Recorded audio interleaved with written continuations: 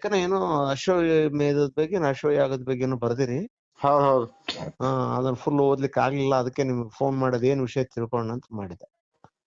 ಅದೇ ಅಶ್ವಮೇಧ ಯಾಗ ಅಂತ ಮಾಡ್ತಿದ್ರಂತಲ್ಲ ರೀ. ಹಾ ಅದು ರಾಮಾಯಣದಲ್ಲಿ, ಆಮೇಲೆ ವಿಷ್ಣು ಪುರಾಣದಲ್ಲಿ ಹಾ ಅದೆಲ್ಲ ಬರುತ್ತಲ್ಲ, ಅದು ಆ ಬಗ್ಗೆ. ಹಾ ಹೇಳ್ರಿ. ಅದೇ ಯಾವ ರೀತಿ ಮಾಡ್ತಿದ್ರು ಅದು ಅಶ್ವಮೇಧ ಯಾಗ ಅನ್ನೋದ್ರ ಬಗ್ಗೆ ಕತೆ ರೂಪದಲ್ಲಿ ಬರ್ದಿದ್ದೀನಿ. ಅದಕ್ಕ ವೈಚಾರಿಕ ವಿಶ್ಲೇಷಣೆ ಬರ್ದಿದ್ದೀನಿ ಸರ್. ಅದನ್ನೇ ಹೇಳ್ರಿ, ವಿಷಯ ಹೇಳ್ರಿ, ತಿಳ್ಕೊಬೇಕು. ವಿಷಯ ಅದೇ, ಹಿಂದೆ ಇವರು ಅಶ್ವಮೇಧ ಯಾಗ ಅಂತ ಮಾಡ್ತಿದ್ರಂತಲ್ಲ, ಕುದುರೆ ಬಿಡೋದು. ಹಾ ಆ ಕುದುರೆನ ಬಲಿ ಕೊಡೋದಿನ ಹಿಂಗ ಲೈಂಗಿಕವಾಗಿ ಶೋಷಣೆ ಮಾಡ್ತಿದ್ರಲ್ಲ. ಅದು ಗೊತ್ತಿಲ್ಲ, ಅದ್ರ ಬಗ್ಗೆ ಹೇಳ್ರಿ ನನಗೆ. ಅದೇನಂದ್ರೆ, ನೀವು ಅಶ್ವಮೇಧದ ಯಾಗದ ಬಗ್ಗೆ ತಿಳ್ಕೊಳ್ಬೇಕಾಗತ್ ಸರ. ನಾನೇನ್ ತಿಳ್ಕೊಂಡಿನಿ ಅಂತಂದ್ರೆ, ಅಶ್ವಮೇಧ ಯಾಗ ಅಂತಂದ್ರೆ ಅದು ಒಂದು ಕುದುರೆ ಹಣಿಗೆ ಅದನ್ನ ಏನೋ ಇದನ್ ಪತ್ರ ಕಟ್ಟಿ, ತಾಮ್ರದ ಪತ್ರ ಕಟ್ಟಿ ಬಿಟ್ಬಿಡ್ತಾರ. ಅದೆಲ್ಲ ಎಲ್ಲ ರಾಜ್ಯಗಳದಾಗ ಓಡಾಡ್ಕೊಡ್ತಂತೆ. ಆಮ್ಯಾಗ ಅದು ಎಲ್ಲಿ ಹೋಗ್ತದ ನೋಡ್ರಿ, ಇಲ್ಲಿ ಕೇಳ್ರಿ. ಇಲ್ಲ ಅದನ್ನ ಯಾರು ಕಟ್ಟಿ ಹಾಕ್ತಾರ ಅವರು ಆ ರಾಜನ ಜೊತೆ ಯುದ್ಧ ಮಾಡ್ಬೇಕಾಗ್ತದ. ಯಾರು ಕಟ್ಟಿ ಹಾಕಲ್ಲೋ ಅವ್ರೇನಂದ್ರೆ ಅದಕ್ಕೆ ಕಪ್ಪು ಕಾಣಿಕೆ ಅಂತ ಕೊಡ್ಬೇಕು, ಸಲ್ಲಿಸ್ಬೇಕು. ಆ ರಾಜ ಕುದುರೆ ಬಂದಾಗ ನಾವು ಯುದ್ಧ ಮಾಡ್ಲಿಕ್ಕೆ ನಾವ್ ಇಷ್ಟಪಡಲ್ಲ ಅಂತಂದು ಅವ್ರು ಒಂಥರ ಅವ್ರಿಗೆ ಕಪ್ಪು ಕಾಣಿಕೆ ಅಂತ ಅದಕ್ಕೆ ಸಲ್ಲಿಸ್ಬಿಟ್ರೆ ಅದು ಕುದುರೆ ಮತ್ತ ಮುಂದಿನ ರಾಜ್ಯಕ್ಕೆ ಮತ್ತೆ ಹೋಗ್ತದ ಅದು. ಅದೇ ಅದು ಒಂದು ವರ್ಷ ಹಂಗೆ ತಿರ್ಗಾಡತ್ತಂತೆ. ಅದರಿಂದ ಅದ್ರ ಸೈನಿಕರು ಇರ್ತಾರಂತ. ಯಾರ್ ಕುದುರೆ ಬಿಟ್ಟಿರ್ತಾರಲ್ಲ ಆ ರಾಜನ್ ಸೈನಿಕರು.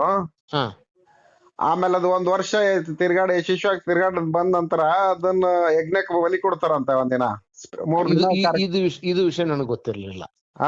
ಅದು ಅದು 3 ದಿನಗಳ ದಿನ ಅದಕ್ಕ ಶಾಸ್ತ್ರ ಪ್ರಕಾರವಾಗಿ ಅದಕ್ ಬಲಿ ಕೊಡ್ತಾರಂತ. ಆ ಬಲಿ ದಿನ ಏನೇನ್ ಮಾಡ್ತಾರಂದ್ರ,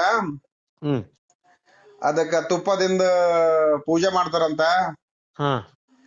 ಒಂದಿನ ವಿಶೇಷ ಪೂಜೆ, ಅದಕ್ಕೆ ಎಲ್ಲ ತುಪ್ಪದಿಂದ ಅಲಂಕಾರ ಮಾಡೋದು, ಪರಿಮಳದೆಲ್ಲ ಸುಗಂಧ ಅದಕ್ಕೆ ಲೇಪಿಸೋದು.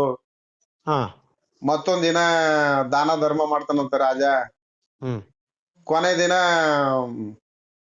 ರಾಣಿಯರು ಇರ್ತಾರಲ್ಲ, ರಾಜಂದ್ರ ರಾಣಿಯರು, 3 ಜನ ರಾಣಿಯರು ಪಟ್ಟ ಧರಿಸಿ ಹಂಗೆ ಸೆಕೆಂಡ್ ರಾಣಿ, ಥರ್ಡ್ ರಾಣಿ ಇರ್ತಾರಲ್ಲ ರಾಜರ್ದು. ಹೌದು. ಅವ್ರೆಲ್ರು ಆ ದಿನ ಬರ್ಬೇಕಂತ. ಬಂದು ಅದು ಬಲಿ ಕೊಡ್ತಾರಲ್ಲ ಕುದುರೆ. ಆ ಕುದುರೆ ಬಲಿ ಕುದುರೆ ಜೊತೆಗೆ ಏನಪ್ಪಾ ಅಂದ್ರ ಅದ್ರದ್ದು ಜೊತೆಗೆ ರೋಮಾನ್ಸ್ ರೀತಿ ಮಾಡ್ತಾರಂತೆ. ಅದ ಸತ್ತ ಕುದುರೆ ಶಿಸ್ನದ ರಾಣಿ ಯುನಿಯನ್ ತುರ್ಕೋದು. ಆಮೇಲೆ ಆ ದಿನ ಪುರೋಹಿತರ ಜೊತೆ ರಾಣಿಯರೆಲ್ಲ ಲೈಂಗಿಕ ಸಂಭಾಷಣೆಯಲ್ಲಿ ಭಾಗವಹಿಸ್ತಾರಂತ. ಅವನು ಯಾರೋ ಪುರೋಹಿತ ಏನ್ ಮಾಡ್ತಾರಂತ, ಅದು ರಾಣಿಯರ ಅದ್ರ ಅಂಗಾಂಗಳದ ಬಗ್ಗೆ ಅವನು ವಿಮರ್ಶೆ ಮಾಡ್ತಾನಂತೆ, ವರ್ಣಿಸ್ತಾನಂತೆ. ಒಳ್ಳೆ ಲೈಂಗಿಕ ಉದ್ರೇಕ ಉಂಟಾಗೋ ರೀತಿ ಸಂಭಾಷಣೆ ಇರುತ್ತಂತೆ ಅದು. ಆ ಸಂಭಾಷಣೆ ಮುಗಿದ ನಂತರ ಕುದುರೆ ಜೊತೆ ರಾಣಿ ಮಲಗ್ಬೇಕಂತ. ಹಿಂಗೆಲ್ಲ ಅದ್ರೊಳಗ್ ಬರ್ದಿದೆ ಸರ. ಅದು ಏನೋ ಕೊನೆಗ್ ಕುದುರೆ ಜೊತೆ ಮಲಗ್ ನಂತರ ಅದು ಯಜ್ಞ ಅಗಾದಿ ಮುಗಿದ್ ಹೋಗುತ್ತಂತ. ರಾಜ ಎಲ್ಲ ಸಂಪಾದಿಸದ್ನು ಬ್ರಾಹ್ಮಣರಿಗೆ ಕೊಡ್ತಾರಂತ. ಆ ಬ್ರಾಹ್ಮಣರು ತನಗಿಡ್ಬೇಕು ಅದನ್ನ ಇಟ್ಕೊಂಡು ಮಿಕ್ಕಿದ್ದನ್ ರಾಜರಿಗೆ ಮಳಿಸ್ತಾರಂತ. ಇದು ಅಶ್ವಮೇಧ ಯಾಗ ಕೊನೆಗೊಳ್ತದ. ಅದು ಈ ರೀತಿ ಇದು ಯಾಕಂತಂದ್ರ ಇದು ಧರ್ಮಶಾಸ್ತ್ರ ಅಂತ. ಹಿಂದೂ ಧರ್ಮದಾಗ ಅಶ್ವಮೇಧ ಯಾಗ ಮಾಡ್ತಾರಂತ. ಇದು ಧರ್ಮ ಅಲ್ಲ, ಇದೊಂದು ಶೋಷಣೆ ಅಂತೇಳಿ ನಾನು ಅದಕ್ಕೆ ವಿಮರ್ಶೆ ಬರ್ದಿದ್ದೀನಿ ಸರ್. ಅದೇ ಅದೇನ್ ಅಷ್ಟೇ, ಮತ್ತೇನ್ ವಿಷಯ ಇಲ್ಲ ಸರ್. ಇದು ವಿಷಯವನ್ನ ಅಲ್ಲಿ ಬರ್ತಿದ್ದೀರಾ? ಹೌದು ಸರ್. ಓಕೆ. ಇದ್ರ ಬಗ್ಗೆ ಏನು ಸಾಕ್ಷಿ ಐತೆ ನಿಮ್ಮ ಹತ್ರ? ಇದೆ ಸರ್, ಆ ಲೇಖನದಲ್ಲಿ ಕೊಟ್ಟಿದ್ದೀನಿ ನೋಡಿ. ಓಕೆ. ಅದು ಯಾವ್ಯಾವ ಅದಕ್ಕೆ ಎಲ್ಲಿಂದ ಬಳಸ್ಕೊಂಡಿದೀನಿ, ಅದಕ್ಕೆ ಆಕಾರ ಗ್ರಂಥಗಳು ಯಾವ ಅಂತೇಳಿ ಅಲ್ಲಿ ಕೊಟ್ಟಿದ್ದೀನಿ ಲೇಖನದಲ್ಲಿ. ಓಕೆ. ನಿಮ್ಗೆ ಇದ್ರ ಬಗ್ಗೆ ನಾನು ವಿಷಯ ಗೊತ್ತಿಲ್ಲ, ತಿಳ್ಕೊಂಡು ಒಳ್ಳೇದಾಯ್ತು, ಅದಕ್ಕೆ ಫೋನ್ ಮಾಡಿದ್ ನಿಮ್ಗೆ. ಇದ್ರ ಬಗ್ಗೆ ಗೊತ್ತಾ ನಿಮ್ಗೆ? ಈ ಕೋಣ ಬಲಿ ಕೊಡ್ತಾರಲ್ಲ ದೇವಿಗೆ. ಹೌದು ಸರ್. ಅದ್ರ ಬಗ್ಗೆ ಕೇಳಿದ್ರೆ ಗೊತ್ತಾ?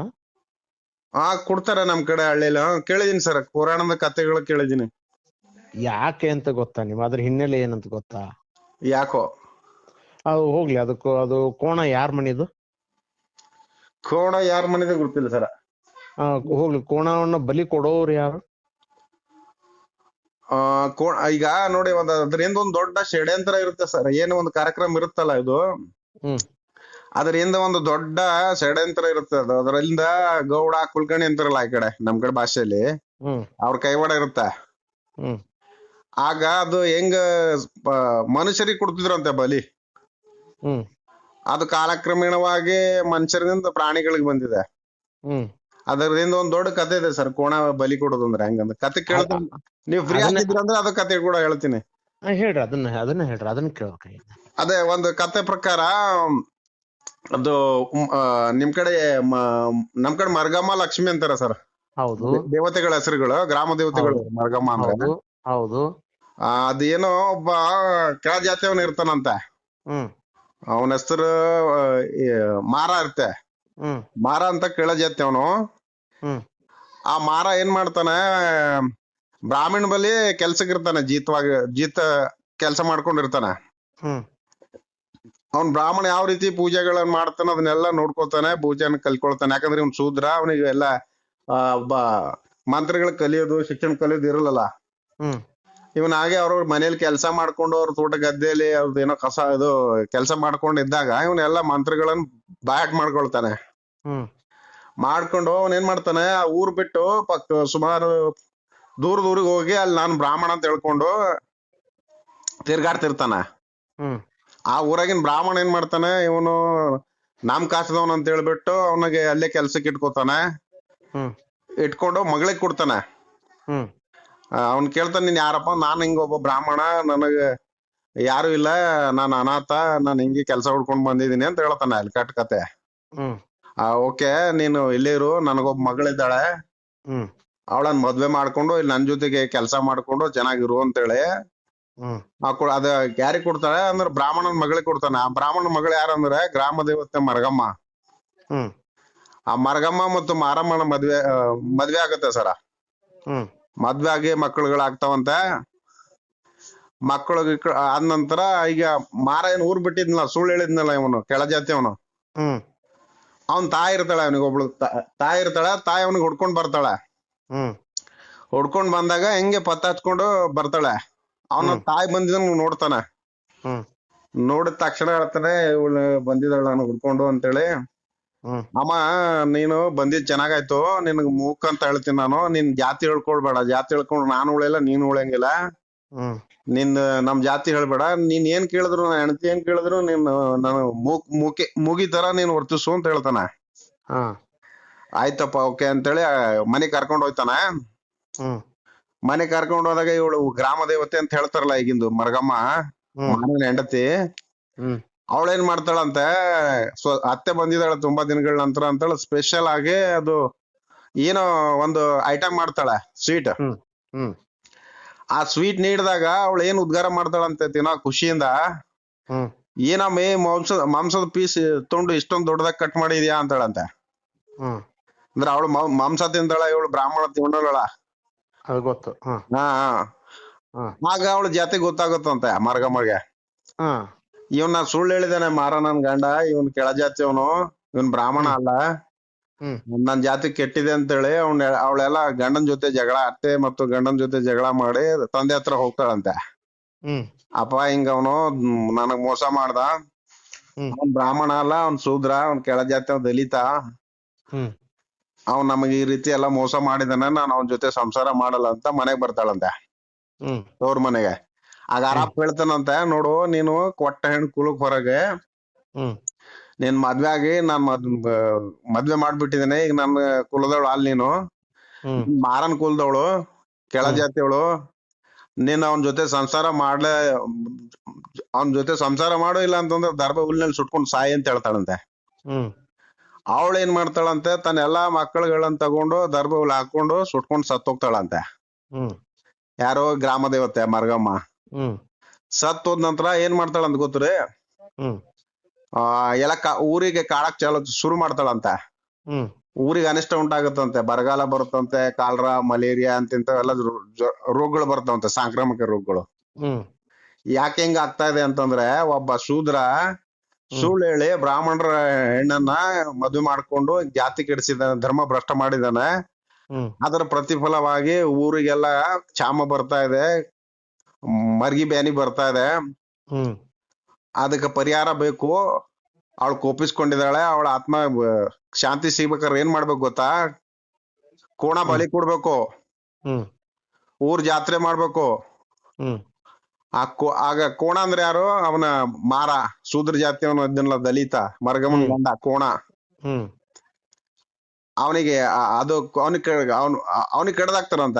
ಆ ಕಡ್ದ ಮುಂದ್ ನೆಕ್ಸ್ಟ್ ಮತ್ತೆ ಕಾಲ್ರ ಬರುತ್ತಲ್ಲ, ಆಗ ಅದು ಮಾರನ್ ಸಾಂಕೇತಿಕವಾಗಿ ಕೋಣ ಕಡಿತಾರೆ. ಕೋಣ ಅಂತಂದ್ರೆ ಅವಂದು ಅದೇ ಮಾರ. ಅವ್ ಕೋಳಿ ಎತ್ಕೊಯ್ತಾರಲ್ಲ, ಆ ಕೋಳಿ ಎಲ್ಲ ಬಲಿ ಕೊಡ್ತಾರಲ್ಲ ಅವತ್. ಆ ಕೋಳಿಗಳಂದ್ರೆ ಅವು ಮರ್ಗನ್ ಮಕ್ಕಳು ಇದಿಲ್ಲ, ಆ ಮಕ್ಕಳ ಸಂಕೇತ ಅಂತ. ಈಗ ನೀವು ಮಾರಮ್ಮನ್ ಗುಡಿಗೆ ಹೋಗ್ರಿ, ನಮ್ಮ ಗ್ರಾಮಗಳಿಗೆ ಬರ್ರಿ ನೀವು, ಅಲ್ಲಿ ಎಲ್ಲಿ ಚಿಕ್ಕ ಚಿಕ್ಕ ಒಂದ್ ದೊಡ್ಡದು ಗೊಂಬೆ ಇರ್ತದೆ, ಕಟ್ಗಿ ಗೊಂಬೆ. ಅದು ಮರ್ಗಮ್ಮ, ಅದು ಮಧ್ಯದಲ್ಲಿ ಇರುತ್ತೆ. ಅದ್ರ ಪಕ್ಕದಲ್ಲಿ ಸಣ್ಣ ಸಣ್ಣ ಸಣ್ಣ ಗೊಂಬೆಗಳು, ಕಟಗಿ ಗೊಂಬೆಗಳು ಇರ್ತವೆ. ಅವು ಮಾರಮ್ಮನ್ ಮಕ್ಕಳು ಅಂತ. ಕೋಣ ಕೊಯ್ಯೋದು, ಮಾರನ ಬಲಿ ನೀಡೋದು, ವಧೆಗೊಳಿಸೋದು. ಅಲ್ಲಿ ಮಾರನ್ನ ಕತ್ತರ್ಸೋರು ಯಾರು? ಕತ್ತರ್ಸಿ ಇವ್ರೆ. ಈಗ ಯಾರು ದಲಿತರೇ, ಯಾಕೆ ಅವ್ರಿಗೆ ಬುದ್ಧಿ ಇಲ್ಲ. ಅವ್ರ ಬುದ್ಧಿಯಲ್ಲಿ ಇಟ್ಟಿದಾರೆ ಬ್ರಾಹ್ಮಣರ ಗೌಡ ಕುಲ್ಕಣಿಯಲ್ಲಿ ಅಡು ಇಟ್ಟಿದ್ದಾರೆ, ಗಿರ್ವಿ ಇಟ್ಟಿದ್ದಾರೆ ಸರ. ಹೆಂಗಾಯ್ತದೆ ಅವ್ರು ಯಾವ ರೀತಿ ಮಾಡ್ತಾರಂದ್ರೆ, ಊರಕ್ಕ ಕಾಲ್ರ ಬಂತು, ಸಾಂಕ್ರಾಮಿಕ ರೋಗ ಬಂತು. ಕಾಲ್ರ ಬಂದಾಗ ಅಲ್ಲಿ ಏನ್ ಮಾಡ್ತಾರೆ, ಊರಿಗೆ ಅನಿಷ್ಟ ಆಗ್ತಾ ಇದೆ, ಈಗ ಸಾಂಕ್ರಾಮಿಕ ರೋಗ ಬಂದಿದೆ, ಮರ್ಗಿ ಬಂದಿದೆ, ಏನ್ ಮಾಡ್ಬೇಕು ಅಂತ ಮೀಟಿಂಗ್ ಆಗುತ್ತೆ ಸರ. ಗೌಡ ಕುಲ್ಕರ್ಣಿ ಕುಳಿತು ಮೀಟಿಂಗ್ ಅದೇ ಅವಾಗ ಏನಂತಾರ, ಅದು ಬಲಿ ಕೊಟ್ರೆ ಎಲ್ಲ ಶಾಂತ ಆಗ್ತಾಳ ಮರ್ಗಮ್ ಮುನ್ಸ್ಕೊಂಡಿದ್ದಾಳೆ, ಬಲಿ ಕೊಡ್ಬೇಕು. ಇದನ್ನ ಎಲ್ಲಿ ಓದಿದ್ರಿ? ಈಗ ಯಾವ್ದೊಂದ್ ಪುರಾಣದಲ್ಲಿ ಓದಿದೆ ಸರ. ಇದು ಆಕ್ಚುಲಿ ಏನದ ಗೊತ್ತ್ರಿ? ಹೌದ್ ಸರ್. ಇದು ಆಕ್ಚುಲಿ ಬಂದ್ಬಿಟ್ಟು ಈಕಿ ಏನು ನೀವು ದೇವಿ ಅಂತ ಹೇಳ್ತೀವಲ್ಲ, ಈಕಿ ಬ್ರಾಹ್ಮಣರ ಮನೆ ಮಗಳು. ಹೌದು. ಕೋಣ ಅಂತ ಹೇಳ್ತೀವಲ್ಲ, ಇವನು ದಲಿತ. ಇವನ್ ಏನ್ ಮಾಡ್ತಿರ್ತಾನ, ಬ್ರಾಹ್ಮಣರ ಮನೆಯಲ್ಲಿ ಕೆಲಸಗಾರ, ಆತ ಸೇವಕ. ಅವನ್ ಮೈ ಮೇಲೆ ಅಂಗಿ ಇರಲ್ಲ. ಇದನ್ನ ಏನಿದು ಬರೆ ಮೇಲೆ ಚೀಲ ಹೊರೋದು, ತರೋದು, ಇಡೋದು, ಇವನ್ ಈ ಕೆಲಸ ಮಾಡ್ತಿರ್ತಾನ ಅವನು. ಹೌದಲ್ಲ. ಹೊಲ್ದಂದ ರಾಶಿ ಮಾಡೋದು, ಅದನ್ನ ಭಾರ ಹೊರೋದು ಅಂತ ಕೆಲಸ ಮಾಡುವಂತದ್ದು. ಕರೆಕ್ಟ್. ಬಂಡಿಗೆ ಏರ್ಬೇಕು, ಬಂಡಿಯಿಂದ ಇಳಿಸಿ ಮನೆಯೊಳಗೆ ತಂದು ಒಟ್ಟಬೇಕು ಅವನ್ನೆಲ್ಲ. ಈ ಕೆಲಸ ಮಾಡ್ಬೇಕಾದ್ರೆ ಅವ್ ಮೈಯೊಳಗೆಲ್ಲ ಕಟ್ಸ್ ಆಟೋಮೆಟಿಕ್ ಬೆನ್ನಾಗ, ಕೈಯಾಗ, ರಟ್ಟಿ ಒಳಗೆಲ್ಲ ಹೇಳ್ತಾವ. ಅವು ಕಟ್ಸ್ ಆಟೋಮೆಟಿಕ್ ಹೇಳ್ತಾವ. ಚೆಸ್ಟ್, ಹೊಟ್ಟೆಯೊಳಗ್ ಗಂಟು, ಇವೆಲ್ಲ 6 ಪ್ಯಾಕ್ ಅಂತೀವಲ್ಲ, ಇವೆಲ್ಲ ಶೋ ಆಫ್ ಆಗ್ತಾವ. ಶೋ ಆಫ್ ಆದಾಗ ಅಕ್ಕಿ ಅದನ್ನ ನೋಡ್ತಾವ. ಇವ್ನ ಮೈಯೊಳಗ್ ಹೆಂಗ್ ಕಟ್ಸ್ ಎಲ್ಲ ಹೇಳ್ತಾವ್, ಹೆಂಗ್ ಗಂಟೆಲ್ಲ ಹೇಳ್ತಾವ್, ಎಷ್ಟು ಶಕ್ತಿವಂತದ ನೀವ, ಎಷ್ಟು ತಾಕತ್ವಲ್ಲ ಅದನ. ನನಗ್ ಗಂಡ ಸಿಕ್ಕ್ರ ಇಂಥವ್ ಸಿಗಬೇಕು, ಇಂಥವ್ ನನ್ನ ಆಳ್ಬೇಕು ಅಂತಕಿ ಒಳಗಡೆ ಅವನ ಮಾರನ್ನ ಬಯಸ್ತಾಳ. ಬಯಸಿ ಅವನ್ ಪ್ರೀತಿಸ್ತಾಳ. ಪ್ರೀತಿಸಿ ಇಬ್ರು ಗೊತ್ತಿಲ್ದ ಮದ್ವೆ ಆಗ್ಬಿಡ್ತಾರ. ಹೌದೇನ್ರಿ? ಮದ್ವೆ ಆದ ನಂತರ ಇವ್ರು ಆ ಬ್ರಾಹ್ಮಿನ್ಸ್ ಕೈ ಸಿಕ್ಕಾಕೊಂತಾರ. ಅದೇ ಅಂದ್ರ ಆ ಕುಲದ ಅವ್ರ ಅಪ್ಪ, ಅವ್ರ ಚಿಕ್ಕಪ್ಪ, ಅವ್ರೇನ್ ಆ ಮಂದಿ ಇರ್ತದಲ್ಲ, ಅವ್ರ ಕೈಗೆ ಇಬ್ರು ಸಿಕ್ಕಾಕೊಂತಾರ. ಸಿಕ್ಕಾಕೊಂಡಾಗ ತಗೊಂಡೋಗಿ ಇವ್ರು ಪಂಚಾಯತಿಗೆ ಇಡ್ತಾರ. ಪಂಚಾಯತಿ ಅಷ್ಟೊತ್ತಿಗೆ ಮದ್ವೆ ಆಗಿರ್ತದ. ಹೌದಲ್ಲ ರೀ? ಮದ್ವೆಯಾಗಿ ಇಬ್ರು ಸಂಸಾರ ಮಾಡ್ತಿರ್ತಾರ. ಅವಾಗ ಸಿಕ್ಕಾಗ ತಗೊಂಡೋಗಿ ಪಂಚಾಯತಿಗೆ ಇಡ್ತಾರ. ಪಂಚಾಯತಿಗೆ ಇಟ್ಟಾಗ ಅಲ್ಲಿ ದಲಿತ ಮಂದಿ ಎಲ್ಲ ಬಂದು ತಾವು ತಲಿ ಕಟ್ಕೊಂಡಂತ ಟವೆಲ್ನೆಲ್ಲ ಬಗ್ಲಾಗ್ ಬಡ್ಕೊಂಡು, ಕೈ ಕಟ್ಕೊಂಡು, ತಲೆ ತಗ್ಗಿಸ್ಕೊಂಡು ನಿಂದಿರ್ತಾರ. ಯಾಕಂದ್ರೆ ಅವ್ರಿಗೆ ಅನಕ್ಷರಸ್ಥರು, ಅವ್ರಿಗೆ ರೈಟ್ಸ್ ಇಲ್ಲ, ಅವ್ರಿಗೆ ಮಾತಾಡ್ಲಿಕ್ಕೆ ತಾಕತ್ತಿಲ್ಲ. ಹೌದಲ್ಲ. ಸೊ ವಯಸ್ಸಿಲ್ಲ ಅವ್ರಿಗೆ, ಮಾತಾಡ್ಲಿಕ್ಕೆ ಧ್ವನಿ ಇಲ್ಲ. ಅದಕ್ಕೆ ಅವ್ರ ಏನೋ ಅಪರಾಧ ಮಾಡ್ಬಿಟ್ಟಿವಿ, ನಮ್ ಹುಡುಗ ತಪ್ಪು ಮಾಡ್ಬಿಟ್ಟಾನ ಅನ್ನತಾರ. ತಲೆ ತೆಗಿಸ್ಕೊಂಡ್ ನಿಂದಿರ್ತಾರ ಕೈ ಕಟ್ಕೊಂಡು. ಅದಕ್ಕ ಏನಪ್ಪಾ ಅಂತ, ನೋಡು ನಿಮ್ಮ ಮಾರ ಹಿಂಗ್ ಮಾಡ್ಬಿಟ್ಟಾನ, ನಮ್ ಹುಡುಗಿನ ಮದ್ವೆ ಆಗ್ಬಿಟ್ಟಾನ, ನಮ್ಮ ಮನೆಯೊಳಗ್ ಬಂದು ಕೆಲ್ಸಕ್ಕಿದ್ದಂತ ಬಡವ ಕೂಲಿ ನನ್ ಮಗ ಬಂದ್ಬಿಟ್ಟು ನಮ್ಮ ಮನಿ ಹೆಣ್ಣನ್ನ ಹಾರ್ಸ್ಯಾನ. ಅದಕ್ಕೆ ಈಗ ಏನ್ ಮಾಡೋಣ ಅಂತ ಕೇಳ್ತಾರ. ಅಪ್ಪ ಬುದ್ಧಿ ಹೆಂಗನ ಮಾಡಿ ಬಿಟ್ಟು ಬಿಡ್ರಿ, ಬದುಕೊಂತೀವಿ ನಾವು. ನಮ್ ಮಗನ್ ಬಿಟ್ಬಿಡ್ರಿ, ಏನು ಮಾಡ್ಬೇಡ್ರಿ, ಏನ್ ಶಿಕ್ಷೆ ಏನು ಕೊಡ್ಬೇಡ್ರಿ ಅದೇ ಅದೇ ಅಂತ ಅವ್ರ ಪಾಪ ಹಂಗ್ಲಾಸ್ತವ. ಹೆಂಗ್ ಆಗ್ತದ, ಹಂಗ್ ಬಿಡ್ಲಿಕ್ಕೆಲ್ಲ ಬರೋದಿಲ್ಲ. ಹಾ ಹಾ ಈಗ ಶಿಕ್ಷೆ 2 ರೀತಿಯಿಂದ ಆಗ್ತದ. ಹಾ ನೀವ್ ಒಪ್ಕೊಂಡ್ರ ಬರೇ ಮಾರ್ ಒಬ್ಬ ಸಾಯ್ತಾನ. ಹೌದಲ್ಲ. ಹಾ ನಿಮ್ಮ ಇಡೀ ಕುಲವನ್ನ ಸುಮ್ ಬಿಟ್ಬಿಡ್ತೀವಿ, ನಾವ್ ಯಾರನ್ನು ಮುಟ್ಟಲ್ಲ. ಹಾ ಹಾ ನೀವ್ ಒಪ್ಪದೆ ಹೋದ್ರಪ್ಪ ಅಂತಂದ್ರ ಹಾ ಮಾರನ ಜೊತೆಗೆ ನೀವು ಎಷ್ಟ್ ಜನ ಇದ್ರಿ ಯಾರನ್ನೂ ಉಳ್ಸಲ್ಲ, ಹಾ ಎಲ್ಲಾರು ಹೊಡೆದೋಗಿತೀವಿ. ಹಾ ನೀವ್ ಎಲ್ಲಾರು ಸಾಯ್ತೀರಿ, ಎಲ್ಲರಿಗೂ ಶಿಕ್ಷೆ ಆಗತ್ತ. ಈಗ ನೀವ್ ಎಲ್ಲಾರು ಶಿಕ್ಷೆ ತಗೋತಿರೋ, ಮಾರೊಬ್ಬನ ಸಾಯಿಸ್ತಿರೋ. ಹಾ ಹಾ ನೀವ್ ಸಾಯಿಸಿದ್ರ ಮಾರನ್ ಒಬ್ಬನ ಸಾಯಿಸ್ಬೇಕು, ಅದು ಹಾ ನೀವೇ ಸಾಯಿಸ್ಬೇಕು. ಹಾ ನಾವೇನು ಮುಟ್ಟಂಗಿಲ್ಲ. ಅದೇ ನಿಮ್ ಹುಡುಗನ್ ನೀವೇ ಕೊಂದ್ಬಿಟ್ರೆ ಮುಗೀತು. ಹಾ ಹಾ ನಾವ್ ನಿಮ್ಮನ್ನ ಬಿಟ್ಬಿಡ್ತೀವಿ. ನಾವೇ ನಿಂತ್ ಸಾಯಿಸ್ಬೇಕು ಅಂತ ನಾವ್ ಯಾರನ್ನ ಉಳ್ಸಂಗಿಲ್ಲ. ಅದೇ ಇದು ಅವ್ರ ಕಂಡೀಷನ್ ಹಾಕ್ತಾರ. ಹೌದೇನ್ರಿ?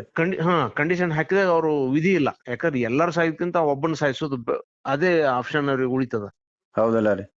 ಉಳ್ದಾಗ ಅವ್ರ ಏನ್ ಮಾಡ್ತಾರ, ವಿಧಿ ಇಲ್ದೆ ಆಯ್ತು ಯಾವಾಗ ಕತ್ತರ್ಸೋನು ಹೆಂಗ ಏನಂತ ಕೇಳಿದಾಗ ಅವ್ರು ಒಂದು ಮುಹೂರ್ತ ಅಂತ ಕೊಡ್ತಾರ ಅವ್ರು.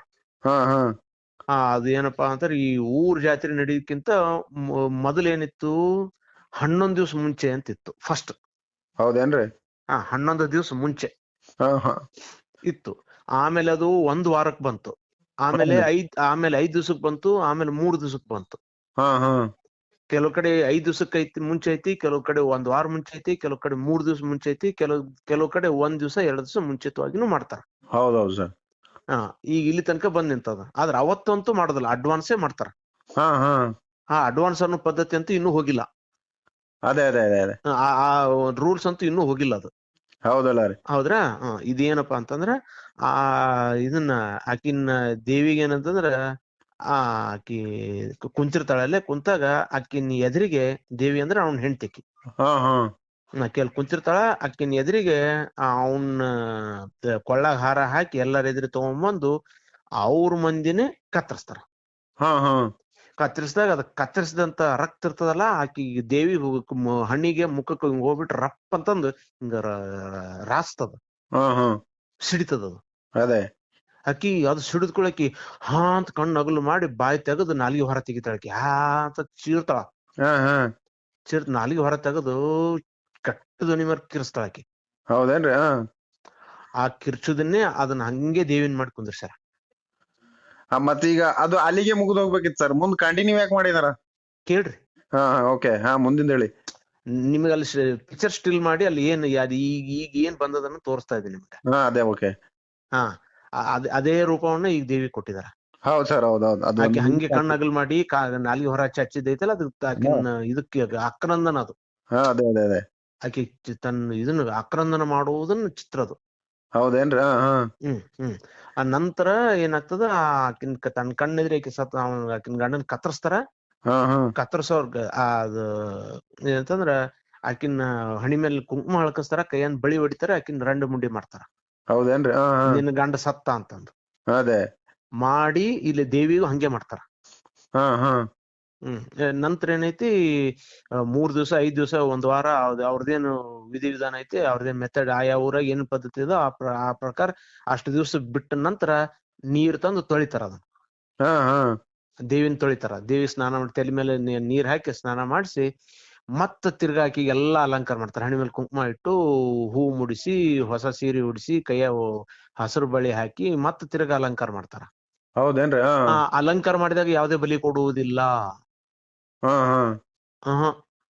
ಅದು ಅಲಂಕಾರ ಮಾಡಿ ಊರು ಮೆರವಣಿಗೆ, ಊರೆಲ್ಲ ಮೆರವಣಿಗೆ ಮಾಡಿ, ಊರು ಮೇನ್ ರೋಡ್ ಅಂತ ಇರ್ತಲ್ಲ, ಆ ರೋಡ್ ಒಳಗೆಲ್ಲ ಇದನ್ನ ಮಜಲಿನೊಂದಿಗೆ ಎಲ್ಲ ಊದುದು ಬಾರ್ಸೋದು ಮಾಡ್ಕೊಂತ ಮಂದೆಲ್ಲ ಸೇರ್ಕೊಂಡ್ಬಿಟ್ಟು ಅದನ್ನ ಮೆರವಣಿಗೆ ತೆಗಿತಾರ.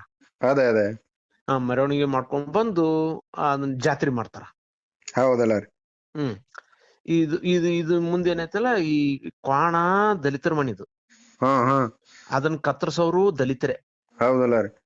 ದಲಿತರ ಮನೆಯ ಕೋಣವನ್ನ ದಲಿತರ ಕೈಯಿಂದ ಕತ್ತರಿಸುವುದೇ ಈ ಕ್ವಾಣ ಬಲಿ ಕೊಡುವುದು ದೇವಿ ಮುಂದ. ಆಕೆ ನಾಲ್ಗೆ ತೆಗಿತಾಳ, ಕಣ್ಣಗಲ್ ಮಾಡ್ತಾಳ. Correct sir, correct. ಈಗ ನೀವ್ ಹೇಳೋ ಕತೆ, ನೀವು ಓದಿರೋ ಕತೆ ಸಾರಾಂಶನು ಇದೇ ಐತೆ, ಮತ್ತ ನಾನು ಓದಿರೋ ಕತೆ ಸಾರಾಂಶನು ಇದೇ ಐತೆ ಸರ್. ಹಾ ಅದು ಪುರಾಣದೊಳಗೆ ಬರೆದಿರ್ಬೇಕು. ಇದನ್ನ ಏನದಲ್ಲ ಈ ನಿಮ್ಮಂತ ವೈಚಾರಿಕರು ಬರೆದಂತ ಪುಸ್ತಕ ಇದು. Correct sir, correct. ಇದಕ್ಕೆ ಎವಿಡೆನ್ಸ್ ಸಮೇತ ಹಾಕಿ ಬರ್ತಾನ. Correct sir, correct. With historical evidence ಹಾಕ್ಯಾನ ಇದಕ್ಕ. Correct sir, correct. ಯಾರೇನು ಮಿಸ್ಗಂಗಿಲ್ಲ, ಹಂಗ್ ಬರ್ತಾರ ಅದನ್ನ. ಹೌದಲ್ಲ ರೀ? ಇದನ್ನ ನಾನು ನಿಮ್ಗೆ ಹೇಳಿದ ಸಂಕ್ಷಿಪ್ತ. ಬರೋಬರ್. Correct sir, correct. ಸಂಕ್ಷಿಪ್ತವಾಗಿ ಅದರ ಸಾರಾಂಶವನ್ನ ನಿಮ್ಗೆ ನಿಮ್ ಮುಂದಿಟ್ಟಿನಿ ನಾನು. Correct sir, correct. ಇಲ್ಲ, ಅದ್ಭುತ ಸರ್. ಅದು ಇಲ್ಲ, ಇದು ಕಾಲ್ಪನಿಕ ಅಂತ ಹೇಳಕ್ ಆಗಲ್ಲ, ಇದು ನೈಜ. ಇಲ್ಲ, ಇದು ಇದೈತಿ, ಎವಿಡೆನ್ಸ್ ಅದಾವು. Correct sir, correct. ಇಷ್ಟೇ. ಇದ್ರ ಇಡೀ ಕಥೆಯ ಸಾರಾಂಶ, ಇದು ನಡೀತಕ್ಕಂತ ಇದಕ್ಕ ಸಾರಾಂಶ ಇಷ್ಟೇ. ಅದು ಇವತ್ತಿಗೂ ಕೂಡ ಇದು ನಡ್ಕೊಂಡ್ ಬರ್ತಾರ. ಇದ್ರ ಹಿನ್ನೆಲೆ ಇಷ್ಟೇ. ಅದೇ ಸರ್, ಈಗ ನೀವು ಓದಿರ್ತೀರಾ, ನಿಮ್ಗೆ ಅದ್ರ ಹಿನ್ನೆಲೆ ಗೊತ್ತಿದೆ ಇಷ್ಟೇ ಅಂತೇಳಿ. ಆದ್ರೆ ನಮ್ಮ ಜನರಿಗೆ ಅದು ಯಾಕೆ ಮಾಡ್ತಾರೆ, ಕಾರ್ಯ ಯಾಕೆ ಮಾಡ್ಬೇಕು ಗೊತ್ತಿಲ್ಲ, ಅದ್ರ ಹಿನ್ನೆಲೆ ಏನು ಗೊತ್ತಿಲ್ಲ. ಯಾಕೆ ಮಾಡ್ತಾರೆ ಅಂದ್ರೆ ನಾವ್ ಊರಿಗೆ ಒಳ್ಳೇದಾಗತ್ತೆ, ಅನಿಷ್ಟ ಬರೋಲ್ಲ, ಮಳೆ ಬೆಳೆ ಚೆನ್ನಾಗತ್ತೆ, ಆರೋಗ್ಯ ಎಲ್ಲ ಚೆನ್ನಾಗಿರುತ್ತೆ. ಏನಾಗ್ತದ ಇಲ್ಲ, ಅದಕ್ಕೇನಾಗ್ತದ, ಅದಕ್ ಬೇರೆ ರೀತಿಯಿಂದ ಬಣ್ಣಗಳನ್ನೆಲ್ಲ ಕಟ್ಟಿ ಜನರ ತಲೆಯೊಳಗೆಲ್ಲ ತುಂಬ್ತಾರ. ಅದನ್ನ ಇಟ್ಕೊಂಡಿದಾರೆ ತಲೆಯಲ್ಲಿ, ಬೇರೆದೆಲ್ಲ ಡಿಲೀಟ್ ಮಾಡಿದಾರೆ. ಅದು ಏನ್ ತುಂಬಿದಾರೆ ಅದನ್ನ ಇಟ್ಕೊಂಡಿದ್ದಾರೆ. ಮೆಮೊರಿ ಫುಲ್ ಆಗಿದೆ ಸರ್. ಅದೇ ಇದೇ ನೋಡಿ ವಿಪರ್ಯಾಸ ಅಂದ್ರೆ. ನಂತರ ನೀವೇನು ಹೇಳ್ತಾರಲ್ಲ, ಇದೇನು ಊರಿಗೆ ಕಾಲರ ಬಂದ್ರೆ ಅವಾಗ ಏನು ವೈಜ್ಞಾನಿಕವಾಗಿ ಔಷಧಿಗಳು ಇನ್ನೂ ಬಂದಿರ್ಲಿಲ್ಲ. ಅದೇ ಆ ಕಾಲದೊಳಗ ಈ ರೀತಿ ಏನೋ ಒಂದು ಬಲಿ ಕೊಡುವುದರಿಂದ ಇದು ಸಾಲ್ವ್ ಆಗ್ತದ. ಅದು ಹೆಂಗ್ ಸಾಲ್ವ್ ಆಗ್ತದ ಅಂತ ಹೇಳ್ರಿ ನೋಡೋಣ. ಅದೇ ಈಗ ಊರಲ್ಲಿ ಕಾಲರ ಪ್ಲೇಗ್ ಹಿಂಗ್ ಬರ್ತಲ್ಲ. ಓಕೆ, ಯಾವ್ದೋ ಒಂದು ರೋಗ ಬಂತು. ಅದಕ್ಕೆ ಊರಾಗ ಗೌಡ ಕುಲ್ಕರ್ಣಿ ಏನ್ ಮಾಡ್ತಾರೆ, ಕುಂತ್ ಮೀಟಿಂಗ್ ಮಾಡ್ತಾರ ಸರ್. ನಾನ್ ಕೇಳಿದ್ದು ಆಸ್ ಸೈಂಟಿಫಿಕ್ ಆಗಿ ಹೆಂಗ್ ಸಾಲ್ವ್ ಆಗ್ತದ. ಸಾಲ್ವ್ ಏನೋ ಆಗಿದ್ರನೆ ಅದು ಮುಂದುವರಿಸ್ತಾರ ಜನ. ಅಲ್ಲೇನ್ ಸೈಂಟಿಫಿಕ್ ಇಲ್ಲ, ಅಲ್ಲಿ ಮೂಢನಂಬಿಕೆ ಇಲ್ಲ. ಸೈಂಟಿಫಿಕ್ ಆಗಿ ಟಚ್ ಐತಿ, ಇರ್ಬೋದು ಸರ್. ಅದು ನನ್ಗೆ ಗೊತ್ತಿಲ್ಲ. ಏನಂತ ಗೊತ್ತಾ, ಈ ವಿಟಮಿನ್ B12 ಯಾರಲ್ಲಿ ಎಫಿಷಿಯನ್ಸಿ ಐತೆ ಅಂದ್ರೆ ಯಾರಿಗೆ ತೊಂದರೆ ಐತು, ಅವ್ರಿಗೆ ಅದು ಈ ವಿಟಮಿನ್ B12 ಅದು ಸಾಲ್ವ್ ಆಗ್ಲಿಕ್ಕೆ ಕೆಂಪು ಮಾಂಸವನ್ನ ತಿನ್ಬೇಕು. ಹೌದೇನ್ರಿ? ಕೆಂಪು ಮಾಂಸವನ್ನ ಅದನ್ನ ಅಡಿಗೆ ಮಾಡ್ಕೊಂಡು ತಿನ್ನಿಸ್ಬೇಕು ಅವ್ರಿಗೆ. ಅವ್ರ ಅದನ್ನ ಸೇವನೆ ಮಾಡೋದ್ರಿಂದ ವಿಟಮಿನ್ B12 ಅವ್ರಲ್ಲಿ ಸರಿ ಹೋಗ್ತದ. ಈಗ ಕೆಂಪು ಮಾಂಸದಾಗ ವಿಟಮಿನ್ B12 ಹೇರಳವಾಗೈತಿ. ಐತಿ, ಬಟ್ ಅದನ್ನ ಈ ಜನಗಳೇ ತಿಂತಾರಲ್ಲ, ಆ ಜನಗಳು ತಿನ್ನಲ್ಲ. ನಾನು ಹೇಳೋದ್ ಕೇಳಿಸ್ಕೊಡ್ರಿ. ನಾನ್ ಹೇಳಕತ್ತಿದ್ ಸೈನ್ಸ್ ಬೇಸ್ಡ್. ಅದೇ ಇಲ್ಲಿ ನಾನ್ ಹೇಳ್ತಿರೋದು ಯಾರು ತಿಂತಾರ ಯಾರು ಬಿಡ್ತಾರಲ್ಲ ನಾನ್ ಹೇಳಿದ್ದು. ವಿಟಮಿನ್ ಅದು ಇವ್ರಿಗೆ ಕಡಿಮೆ ಇತ್ತ ಅಥವಾ ಅವ್ರಿಗೂ ಕಡಿಮೆ ಇತ್ತ? ಅವ್ರಿಗೆ ಕಡಿಮೆ, ಯಾರಿಗೆ ಕಡಿಮೆ ಇರ್ತದೋ ಅವ್ರು ತಿನ್ಬೇಕು. ಇವತ್ತಿಗೂ ಕೂಡ ನಾನು ಹೇಳ್ತಿರೋದು, ಅವಾಗ ಅಷ್ಟೇ ಅಲ್ಲ. ಹೌದಲ್ಲ? ಹಂಗಾಗ್ಬಿಟ್ಟು ವಿಟಮಿನ್ B12 ಯಾರಿಗೆ ಕಡಿಮೆ ಐತೆ ಅದನ್ನ ಅವ್ರು ತಿನ್ನೋದು, ಈ ಕೆಂಪು ಮಾಂಸವನ್ನ ಅಡಿಗೆ ಮಾಡ್ಕೊಂಡು ತಿನ್ನೋದ್ರಿಂದ ಅದು ಹೇರಳವಾಗಿ ಸಿಗ್ತದ. ಅವ್ರಿಗೆ ಅದು ಪ್ರಾಬ್ಲಮ್ ಸಾಲ್ವ್ ಆಗ್ತದ. ಇಲ್ಲೇನ್ ತಿಳ್ಕೊ, ಆ ರೋಗದಿಂದ ಯಾರಿಗೆ ಇದು ಸಾಲ್ವ್ ಆಯ್ತು ಅವ್ರೇನ್ ತಿಳ್ಕೊತಾರ, ಓ ದೇವಿ ಬಲಿ ಕೊಟ್ಟಿದ್ರಿಂದ ಸಾಲ್ವ್ ಆಯ್ತು, ಅದೇ ಅದ ರೋಗ ಹೋಯ್ತು. ಯಾಕಂದ್ರೆ ಅವಾಗ ವೈಜ್ಞಾನಿಕವಾಗಿ ಕಾರಣಗಳು ಗೊತ್ತಿರ್ಲಿಲ್ಲ. Correct sir, correct. ಆ ಹಿಂದುಳಿದ ಕಾಲ ಅದು. ಹೌದಲ್ಲ ರೀ? ಇದನ್ನ ಇದಕ್ಕಾಗಿ ಆಕ್ಚುಲಿ ಇದು ಒಂದು ಹಿನ್ನೆಲೆ. ಆಕ್ಚುಲಿ ದೇವ್ರ ಹೆಸರಿನೊಳಗೆ ಬಲಿ ಕೊಟ್ಟು ತಿನ್ನುವಂಥದ್ದು ಇಲ್ಲಿ ಓನ್ಲಿ ಕೋಣ ಒಂದೇ ಅಲ್ಲ, ಕುರಿ ಇರ್ಬೋದು, ಕೋಳಿ ಇರ್ಬೋದು. ಹೌದಲ್ಲ? ಇಂಥ ಪ್ರಾಣಿನ ದೇವ್ರ ಹೆಸರಿನಲ್ಲಿ ಕೊಟ್ಟು ಅಡಿಗೆ ಮಾಡ್ಕೊಂಡು ತಿನ್ನುವುದು ಇದು ವಿಟಮಿನ್ B12 ಸರಿ ಮಾಡ್ಕೊಳ್ಳಿಕ್ಕೆ, ತಮ್ಮ ರೋಗಗಳನ್ನ ಸಾಲ್ವ್ ಮಾಡ್ಕೊಳ್ಳಿಕ್ಕೆ. ಕರೆಕ್ಟ್. ಅಂದ್ರೆ ವೈಜ್ಞಾನಿಕ ರೀತಿಯಲ್ಲೇ ಅದನ್ನ ಆಚರಣೆ ಮಾಡ್ಕೊಂಡು ತಿನ್ಬೇಕು. ಸುಮ್ನೆ ದೇವ್ರು ದಿಂಡ್ರು ಅಂತ ಹೇಳಿ ಮೂಢನಂಬಿಕೆ ಅಲ್ರಿ, ಅವ್ರಿಗೆ ಗೊತ್ತಿರ್ಲಿಲ್ರಿ. ಅದೇ ಗೊತ್ತಿರ್ಲಾರ್ದ ಕಾಲದೊಳಗ ದೇವ್ರ ಹೆಸರಿನಲ್ಲಿ ತಿಂತಾ ಇದ್ರು. ಈಗ ನೀವ್ ಹಿಂಗಂತಿರಲ್ಲ, ಈ ಕಾಯಿ ಎದು ಕುಡಿತಾರಂದ್ರೆ ಅಮಾವಾಸ್ಯೆಗೊಮ್ಮೆ ಹುಣ್ಣಿಗೊಮ್ಮೆ. ಯಾಕೆ ಹೊಡಿತಾರ ಸರ್? ಅದ್ರ ವೈಜ್ಞಾನಿಕ ಹಿನ್ನೆಲೆ ಏನು ನನ್ಗೆ ಗೊತ್ತಿಲ್ಲ. ತೆಂಗಿನಕಾಯಿ ಒಳಗ್ ಭಯಂಕರ ಇದೈತಿ, ವಿಟಮಿನ್ಸ್ ಅದ. ಹೌದದು, ವಿಟಮಿನ್ಸ್ ಅದ. ಪ್ರಕೃತಿ ಅದನ್ನ ಕುಡಿಯಕ್ಕೆ, ಮನುಷ್ಯರಿಗೆ ಕುಡಿಯಕ್ಕೆ, ತಿನ್ನಕ್ ಕೊಟ್ಟಿದೆ. ಆದ್ರೆ ಆಕ್ಚುಲಿ ಅದು ಕೊಬ್ಬರಿ ಐತಲ್ಲ, ಹಾಳು ಮಾಡ್ತಾರಲ್ಲ. ಅದ್ ಹಾಳು ಮಾಡ್ತಾರ, ಪಕ್ಕಕ್ಕೆ ಇಡ್ರಿ. ಅದ್ ಫಸ್ಟ್ ಯಾಕಂತ ತಿಳ್ಕೊಳ್ಳೋಣ. ಪಾಸಿಟಿವ್ ಏನದ ಅದನ್ನ ತಗೋಣ. ನೆಗೆಟಿವ್ ನಾವು ವಿರೋಧ ಮಾಡೋಣ, ಖಂಡಿತ ಹೋಗ್ಲಿ, ಬೇಡ ಅಂತ ಹೇಳಲ್ಲ. ಅಲ್ಲಿ ಆಕ್ಚುಲ್ ಪಾಸಿಟಿವ್ ಏನದ ಅದನ್ನ ತಗೋಣ ನಾವು. ಅಲ್ಲಿ ಯಾಕೆ ಹೊಡಿತಾರ ಅಂತಂದ್ರ, ಈ ಕೊಬ್ಬರಿ ಒಳಗೆ ಏನೈತಲ್ಲ ಫೈಬರ್ ಕಂಟೆಂಟ್ ಅದ. ಹೌದಲ್ಲ ರೀ? ಹೈಯೆಸ್ಟ್ ಫೈಬರ್ ಕಂಟೆಂಟ್ ಅದ. ಅದು ತಿನ್ನೋದ್ರಿಂದ ಸಾಕಷ್ಟು ಇದು ಸಿಗ್ತದ, ಎಣ್ಣೆ ಅಂಶ ಸಿಗ್ತದ, ಹೌದಲ್ಲ ರೀ, ಜೀರ್ಣಕ್ರಿಯೆ ಜಾಸ್ತಿ ಆಗ್ತದ. ಕರೆಕ್ಟ್. ಇಂತ ನೀವು ಇದ್ರ ಗೂಗಲ್ ಸರ್ಚ್ ಮಾಡಿದ್ರೆ ಅದು ಫುಲ್ ಎಲ್ಲ ಇತಿಹಾಸ ಹಿಸ್ಟ್ರಿನ ಕೊಡ್ತದ. ಇದೆ ಸರ್, ಅದು ತೆಂಗಿನಕಾಯಲ್ಲಿ ಏನೇನ್ ಇರುತ್ತೆ ಅದನ್ನ ಬಗ್ಗೆ ಎಲ್ಲ ತಿಳಿಸ್ಕೊಡುತ್ತೆ. ಅದರಲ್ಲಿ ಹಾ ಅಪಾರವಾದ ಫೈಬರ್ ಇರುತ್ತದೆ, ಆಮೇಲೆ ಏನೋ ಪೋಷಕಾಂಶಗಳು ಇರ್ತದೆ. ಇರ್ತಾವು. ಹೌದಲ್ಲ ರೀ, ಬಾಳ ಐತಿ. ಸೊ ಅದನ್ನ ಏನ್ ಮಾಡ್ತಾರ, ತಮಗ್ ಸಿಗ್ಲಿ ಅನ್ನೋದಕ್ಕ ದೇವ್ರ ಹೆಸರಲ್ಲಿ ಅದನ್ನ ಒಡಿಸಿ ಪೂಜಾರಿಗಳು ತಾವ್ ಕಾಯಿ ಹೊಳಿಕೆ ಇಟ್ಕೋತಾರ. ಹಾ ಹಾ ಅದೇ ಅದೇ, ಕಾಯಿ ಹೊಳಿಕೆ ಇಟ್ಕೊಂಡು ಅದ್ರದ್ದು ಕೊಬ್ಬರಿದು ಬರ್ಫಿ ಹಲ್ವಾ ಮಾಡ್ಕೊಂಡು ತಾವ್ ತಿಂದ್ ಮಲ್ಕೋತಾರ. ಹಾ ಹಾ ಇವ್ರದೆಲ್ಲ ಇವ್ರದ್ದು ತೆಂಗಿನಕಾಯಿ ಆರ್ಥಿಕ ನಷ್ಟ ಮಾಡ್ಕೊಂಡ್ ಮತ್ತ ಅವ್ರ ಬಲ್ ದುಡಿಯಕ್ ಹೋಗ್ತಾರ. ಇವ್ರು ಬೆಳೆದಿದ್ದನ್ನ ತಗೊಂಡೋಗಿ ದೇವ್ರಿಗೆ ಹೊಡೆದು ಕಾಯಿ ಹೊಳಿಕೆ ಅವ್ರಿಗೆ ಕೊಟ್ಟು ಚಿಪ್ ತಗೊಂಡು ಇವ್ ಮನಿ ಬರ್ತಾವು. ಹೌದೌದು ಸರ್, ಹೌದು. ಮುಂದಿನ ಚಿಪ್ ಕೊಡ್ತಾರ, ಹಿಂದಿನ ಪೂರ್ತಿ ದೊಡ್ಡದು ಹೊಳಿಕೆ ಅವ್ರು ಇಟ್ಕೋತಾರ. Correct sir, correct. ಅದನ್ನ ಅವರು ಕಾಯಿ ಇದ್ರದ್ದು ಸ್ವೀಟ್ ಬರ್ಫಿ ಹಿಂಗೇನೋ ಮಾಡಿ ಇದನ್ನ ಅದೇ ಬೇರೆ ಅದ್ರದ್ದು ಏನ್ರ ಐಟಮ್ ಮಾಡ್ಕೊಂಡ್ ತಿಂತಿರ್ಬೇಕು. ಸ್ವೀಟ್ ಮಾಡ್ಕೊಂಡು ಅದಕ್ ತುಪ್ಪ ಹಾಕೊಂಡು ತಿಂದ್ರಪ್ಪ ನಿದ್ದೆ ಬರ್ತದ. ಹೌದೇನ್ರಿ? ಆ ನಿದ್ದೆ ಬಂದಾಗ ಮಲ್ಕೊಂಡಾಗ ಎಲ್ಲಾ ದೇವಸ್ಥಾನಗಳು ಮಧ್ಯಾಹ್ನದಾಗ ಬಂದಿರ್ತದ. ಅಬ್ಸರ್ವ್ ಮಾಡ್ರಿ, ಮಧ್ಯಾಹ್ನ ಯಾವ ಪೂಜೆ ಇರಲ್ಲ, ಬೆಳಿಗ್ಗೆ ಸಾಯಂಕಾಲ ಮಾತ್ರ ಇರ್ತದ. ಮತ್ ರಾತ್ರಿ ಎಲ್ಲ ಮತ್ತ ಅದಕ್ಕ ಸುಪ್ರಭಾತ ಎಬ್ಬಿಸ್ತಾರ, ಮತ್ತೊಂದ್ ಪದ್ಯ ಹಾಡ್ಕೇಸಿಂದ ಮಲಗಿಸ್ತಾರ. ಇಲ್ಲಿ ಮಧ್ಯಾಹ್ನ ನಾನ್ ಹೇಳಕತ್ತಿದ್ ಮಧ್ಯಾಹ್ನ ಇವ್ರು ಉಂಡ್ ಮಲಗಿದ್ರಪ್ಪ ಅಂದ್ರ ದೇವ್ರು ಊಟ ಮಾಡಿ ಮಲಗ್ಯಾವ ಅಂತ ಹೇಳ್ತಾರ ಕತೆ. ಹೌದಲ್ಲ ರೀ? ಇಲ್ಲಿ ಟೋಟಲ್ ತಾವೇ ದೇವ್ರ ಇಲ್ಲಿ. ಅದೇ ಅದೇ, ಅವನ ಪೂಜಾರಿ ನನ್ ದೇವರ ದಲಾಲ್ ಏನಲ್ಲ, ಅವನೇ ಎಲ್ಲ ತಾನೇ ತಂದ ಏನಿರ್ತದ ಎಲ್ಲ ದೇವ್ರ ಹೆಸರು ಹೇಳ್ತಾನ ಅಷ್ಟೇ. ಅದನ್ನ ಅರ್ಥ ಮಾಡ್ಕೋಬೇಕು ಜನ. ಇದನ್ನ ನಾವ್ ಹೇಳ್ಬೇಕು.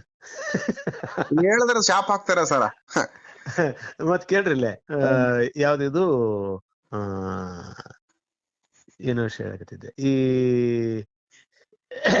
ಕುಂಬಳಕಾಯಿ ಹೊಡಿಯೋದು, ತೆಂಗಿನಕಾಯಿ ಹೊಡಿಯೋದು, ಲಿಂಬೆ ಹಣ್ಣು ಹೊಡಿಯೋದು, ಇವ್ನ ಯಾಕೆ ಓಡಿಸ್ತಾರಪ್ಪ? ಅವ್ರ ತಿನ್ಲಿಕ್ ತಮಗ್ ಬೇಕಾವ್.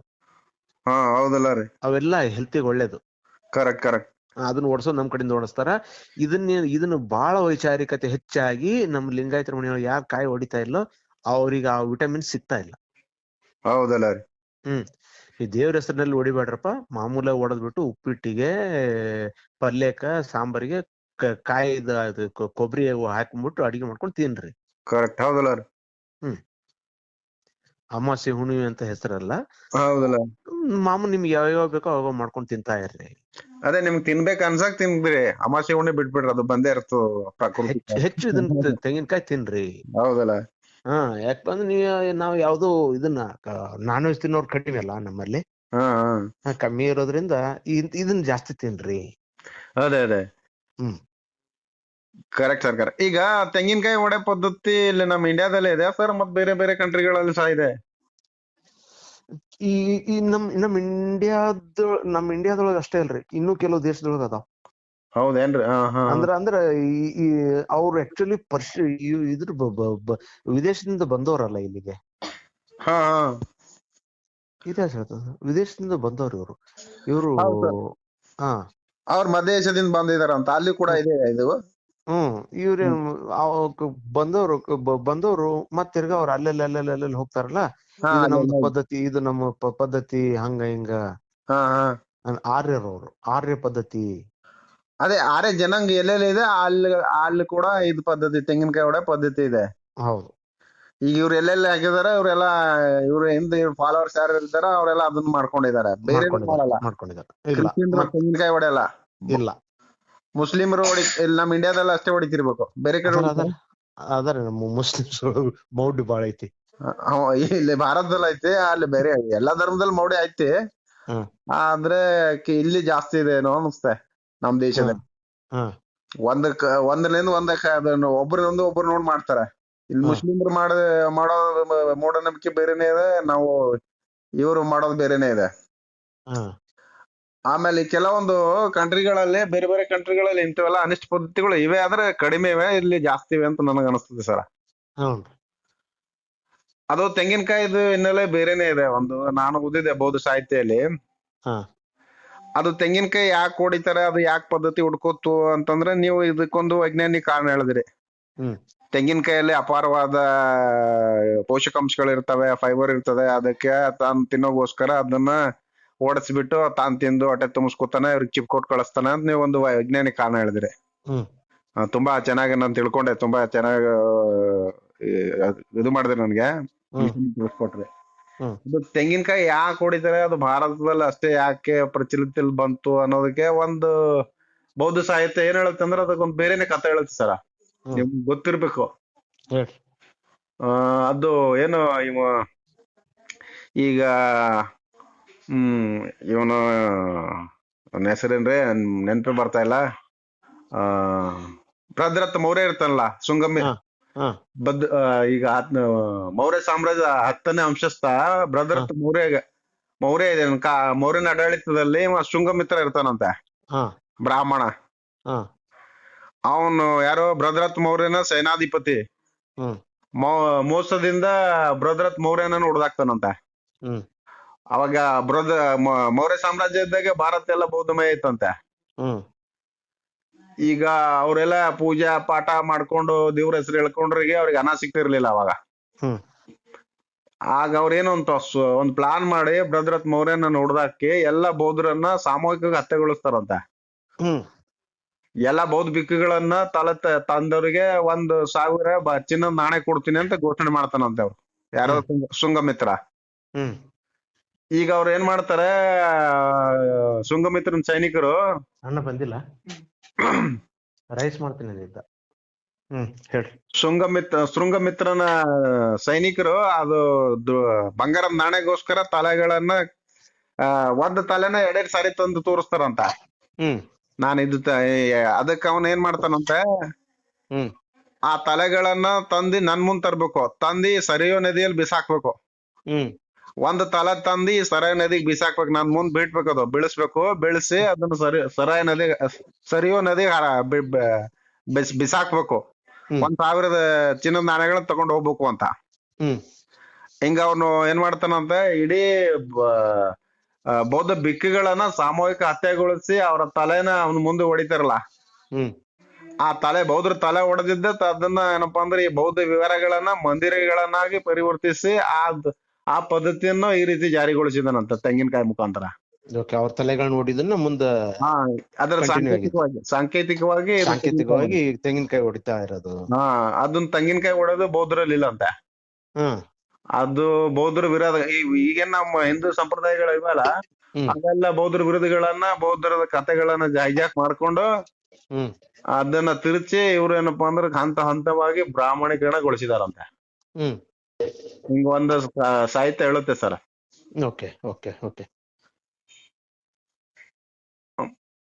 ಇದಕ್ಕೆ ನೀವೇನಂತೀರೋ? ಒಪ್ಪಬಹುದು. ಹೌದಲ್ಲ, ಇರ್ಬೋದು. ಅಲ್ಲಗಳಿವಂಗೇನಿಲ್ಲ. ಹೌದು ಅಲ್ಲ ರೀ. ಆದ್ರೆ ನಾವು ನೀವೇನ್ ಡಿಸ್ಕಸ್ ಮಾಡ್ತಾ ಇದೀವಲ್ಲ, ಈ ಅತ್ಯಂತ ಸರಳವಾದ ಕಥೆಗಳನ್ನ ಇಟ್ಕೊಂಡು ಲೇಖನಗಳನ್ನ ಬರೆದ್ರೆ ಅದು ಜನರಿಗೆ ಬಹಳ ಮನದಟ್ಟಾಗಿ ರೀಚ್ ಆಗ್ತದ.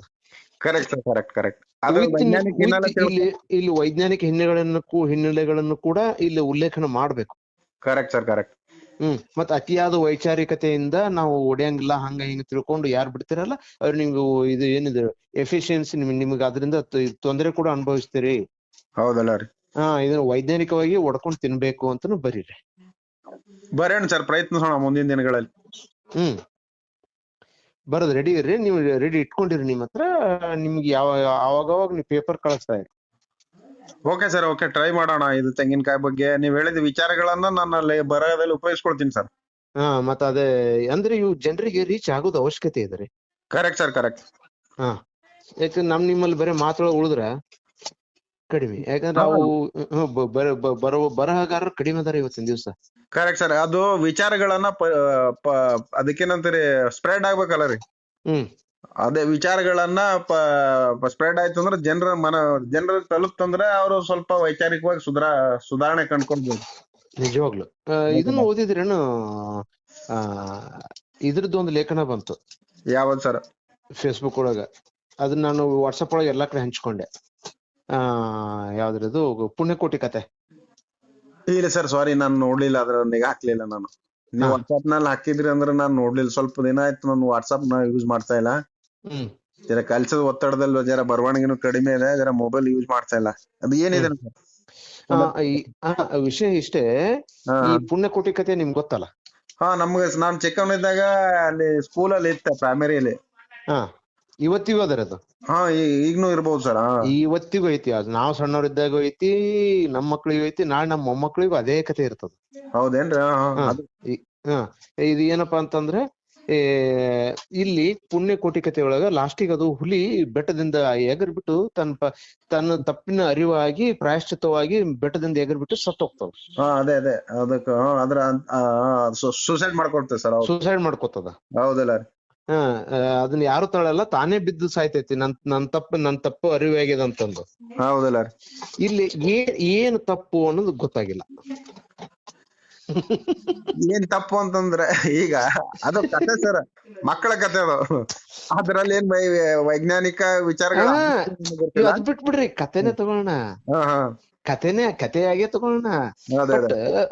ಪಂಚತಂತ್ರ ಕತೆಗಳು, ನೀತಿ ಕತೆಗಳು. ಹೌದಲ್ಲ? ಇದಂದ್ರೆ ಅದು ಏನ್ ತಪ್ಪೇನ್ ಮಾಡಿತ್ತು ಹುಲಿ? ಏನ್ ತಪ್ಪು ಮಾಡ್ಲಿಲ್ಲ. ಇದು ಅದ್ರದ್ದು ಪ್ರಾಕೃತಿಕವಾಗಿ ಅದು ಬದುಕ್ಬೇಕಾದ್ರೆ ಅದು ತಿನ್ನಬೇಕಾಗತ್ತದ. ಅದು ತಿಂದೇ ಇಲ್ಲಲ್ರಿ. ಇಲ್ಲ, ಅರ್ಥ ಆಯ್ತಾ? ಅದೇ ಅಂದ್ರೇನು, ನನ್ನ ಬದುಕು ಅದು ತಿನ್ಲಿಕ್ಕಾಗಿ ಬಂತು. ಇದು ಏನ್ ಹೇಳ್ತೈತಿ, ನನ್ನ ಮಗು ಸಾಯಂಕಾಲ ಆಗೈತಿ, ಈಗ ನನ್ ಮಗು ಹಸ್ಕೊಂಡಿರ್ತೈತಿ, ಅದಕ್ ಹೋಗಿ ಹಾಲು ಕೊಟ್ಟು ಬರ್ತೀನಿ, ಬಂದ್ಮೇಲೆ ನೀನ್ ನನ್ ತಿನ್ನು ಹೇಳ್ತದ. ಆಯ್ತು, ನಾನ್ ನಿನ್ಗ ನಂಬ್ತೀನಿ, ಹೋಗಂತ ಕಳ್ಸೈತಿ ಅದ. ಹೌದಲ್ಲ? ಅದ್ ಟೈಮ್ ಕೊಟ್ಟು ಕಳ್ಸೈತಿ, ಅದು ಹೋಗುತ್ತ. ಹೋದ್ಮೇಲೆ ಏನಾಗೈತಿ, ಅದೇ ಪ್ರಕಾರ ವಾಪಸ್ ಬರ್ತೈತಿ. ಅದೇ ಬಂದಾಗ ಏನೈತಿ, ಆಯ್ತು ನಿನ್ ಮಾತಿಗೆ ತಕ್ಕಂತೆ ಬಂದೆಲ್ಲ ನೀನು, ಅದಕ್ ನಾನು ನಿನ್ ಕ್ಷಮಿಸಿನಿ, ನಾನ್ ನಿನ್ ತಿನ್ನಲ್ಲ ಅಂತಂದು ನಿನ್ ಮೆಚ್ಕೊಂಡು ನಾನು ನಿಯತ್ತಿಗೆ ಹೋಗಂತ ಬಿಟ್ಟು ಕಳಿಸ್ಬೋದಾಗಿತ್ತಲ್ಲ. ತಾನ್ ಮ್ಯಾಲಿಂದ ಎಗರ್ತ್ಯಾಕಂದ್ರ ಅದ್ರ ಹೊಟ್ಟಿ ತುಂಬ್ಲಿಲ್ಲಲ್ಲ ಸರ್.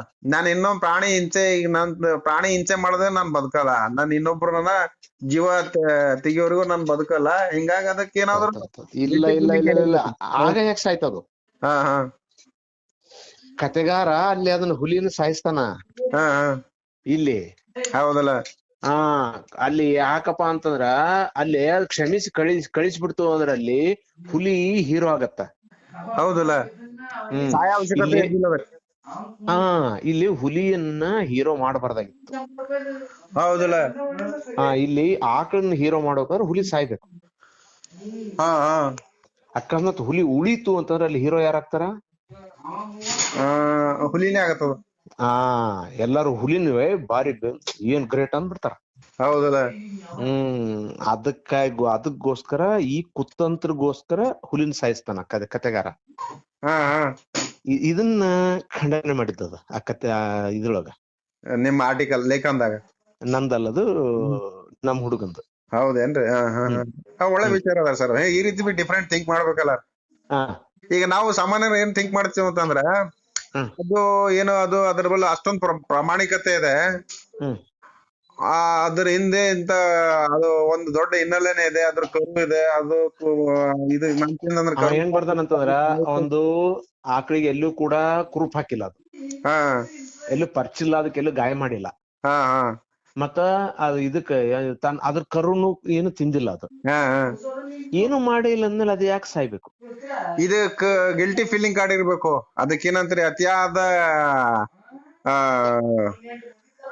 ಅದಕ್ಕೆ ಏನು ಕಾರಣನೇ ಇಲ್ಲ. ಇಲ್ಲಿ ಹುಲಿನ ವಿಲನ್ ಮಾಡ್ಬೇಕಾಗಿತ್ತು, ಆಕಳನ್ನ ಹೀರೋ ಮಾಡ್ಬೇಕಾಗಿತ್ತು. ಇದ್ರ ಅರ್ಥಾರ್ಥ ಇಷ್ಟೇ, ಇಲ್ಲಿ ಹುಲಿ ಅಂದ್ರೆ ನಾನ್ ವೆಜ್, ಇಲ್ಲಿ ಆಕಳ ಅಂದ್ರೆ ವೆಜ್. Correct sir. ಇಲ್ಲಿ ನಾನ್ ವೆಜ್ ಅಂದ್ರನ ದಲಿತರು. ನೀವು ಹೇಳುತ್ತ ಆಂಗಲ್ ಈಗ ನನಗೂ ಅರ್ಥ ಆಗ್ತಾ ಇದೆ. Correct sir, correct. ಇದ್ರೊಳಗ ಒಳ ಮರ್ಮ ಇದೆ ಅಂತ ನಮ್ಗೆ ಈಗ ಅನಿಸ್ತಾ ಇದೆ. ಇಲ್ಲಿ ಹುಲಿ ಅಂದ್ರನ ದಲಿತರು, ಇಲ್ಲಿ ಆಕಳ ಅಂದ್ರನ ಈ ಬ್ರಾಹ್ಮಿನ್ಸು. Correct sir, correct. ತಾವು ಹೀರೋಗಳಾಗ್ಲಿಕ್ಕೋಸ್ಕರ, ನಮ್ಮನ್ನು ವಿಲನ್ ಮಾಡ್ಲಿಕ್ಕೋಸ್ಕರ ಇಲ್ಲಿ ಹುಲಿಯನ್ನ ಸಾಯಿಸಿದ್ದು ಕತೆಯೊಳಗ ಕತೆಗಾರ. ಹೆಂಗಲ್ ಕರೆಕ್ಟ್ ಅನಿಸ್ತದ ಸರ್. ಹೌದಲ್ಲ? ಹಿಂಗ ವಿಚಾರಗಳ ನೋಡಿ, ಅಂತ ವಿಚಾರಗಳು ಇರ್ತಾವ. ಒಬ್ಬೊಬ್ಬರ ಹತ್ರ ಒಂದೊಂದು ವಿಚಾರಗಳು ಇರ್ತಾವ, ಡಿಫ್ರೆಂಟ್ ವಿಚಾರಗಳು. ಬರ್ದಿದ್ದ ಮಾಂಸಾಹಾರ ಇದು ವರ್ಸಸ್ ಸಸ್ಯಾಹಾರ ಅಂತಾನು ಬರ್ದಾನ. ಪುಣ್ಯಕೋಟಿ ಹಂಗ್ ಬರ್ದ ಕೊಟ್ಟಾನ ಅದನ್ನ. Correct sir, correct.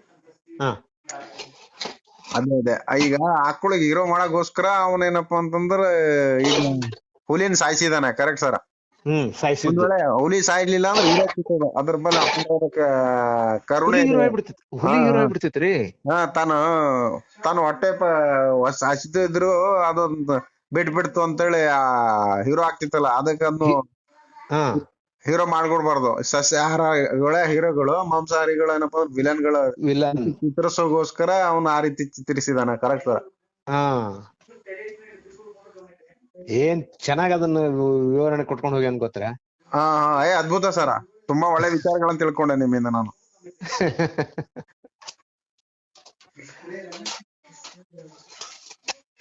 ಈ ವಿಚಾರಗಳನ್ನ ವಿನಿಮಯಗಳಾಗ್ಬೇಕು ಸರ. ಈಗ ನೀವು ಇಂತ ವಿಚಾರ ತಿಳಿದ್ರಿ ನನಗ. ಅದೇನಪ್ಪ ಅವನೇನೋ ಕಾಲ್ಪನಿಕ ಕಥೆಗಳು ಬರ್ದಿದ್ದಾನ ಮಕ್ಕಳನ್ನ ರಂಸಗೋಸ್ಕರ, ಅದಕ್ಕೆ ತಿಳ್ಕೊಂಡಿದ್ ನಾನು. ಅದ್ರ ಹಿಂದ ಇಂತ ದೊಡ್ಡ ಒಂದು ಹಿನ್ನೆಲೆ ಇದೆ ಅಂತೇಳಿ ನನಗೆ ಈಗ ನೀವ್ ಹೇಳಿದ ತಕ್ಷಣ ಗೊತ್ತಾಯ್ತು.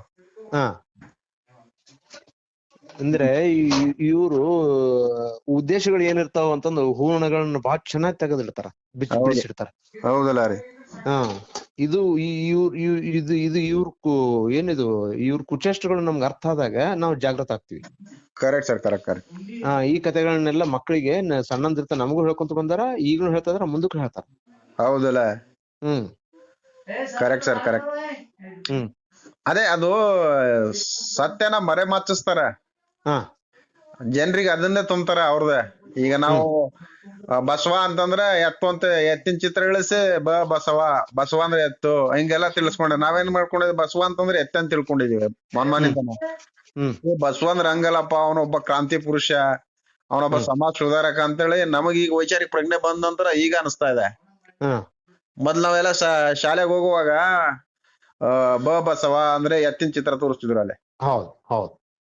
ನಮ್ ತಲೆಲೆಲ್ಲ ಅಲ್ಲೇ ಇತ್ತು. ಆಮೇಲೆ ನನಗ್ ಸ್ವಲ್ಪ ವೈಚಾರಿಕ ಪ್ರಜ್ಞೆ ಬಂದ ನಂತರ ಕೆಲವೊಂದ್ ನಿಮ್ಮಂತವ್ರ ವಿಡಿಯೋಗಳು, ನಿಮ್ಮಂತ ವಿವರಗಳು ಓದಿದಾಗ ನನ್ಗ್ ಗೊತ್ತಾಯ್ತು, ಇವೆಲ್ಲಾ ಷಡ್ಯಂತ್ರ ಮಾಡಿದಾರಲ್ಲಪ್ಪ. ಬಸವ ಅಂತಂದ್ರೆ ಇವ್ರು ಸಿಸ್ಟಮ್ ಖಿಲಾಫ್ ಇದ್ರು, ಅದ್ಗೋಸ್ಕರ ಇವ್ರಿಗೆ ಎತ್ ಮಾಡಿದಾರೆ, ದನ ಮಾಡಿದಾರೆ.